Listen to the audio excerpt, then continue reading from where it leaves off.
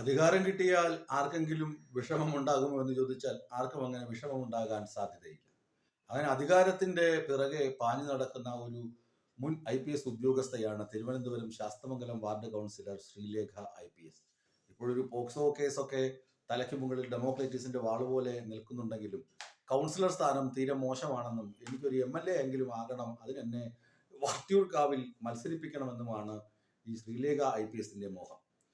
Ward കൗൺസിലറായി തന്നെ ഒതുക്കിയപ്പോൾ പാർട്ടിക്കെതിരെ നിരന്തരം ഏതെങ്കിലുമൊക്കെ വഴിയിലൂടെ 10 തെറി പറഞ്ഞുകൊണ്ടിരുന്ന നേതാവാണ്. അതുകൊണ്ട് തന്നെ BJP സംസ്ഥാന നേതൃത്വത്തിന് ശ്രീലേഖ IPSനോട് അധികം മമതയൊന്നും ഇല്ല.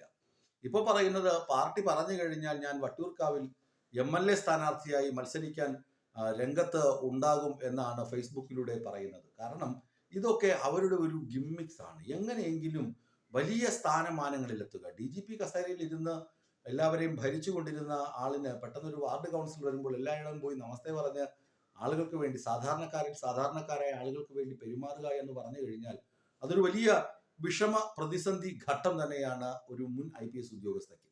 അല്ല കിരൺ ബേദിയെ പോലെ ഗവർണറോ രാജ്യസഭാ MPയും അങ്ങനെ മന്ത്രിയും ഒക്കെ ആയിരുന്നുവെങ്കിൽ അല്ലെങ്കിൽ ദേശീയ വനിതാ കമ്മീഷന്റെ അധ്യക്ഷയൊക്കെ ആ പദവിയിലൊക്കെ എത്തിയിരുന്നുവെങ്കിൽ ഇവർക്ക് ഒരല്പം ആശ്വാസം ലഭിക്കുമായിരുന്നു.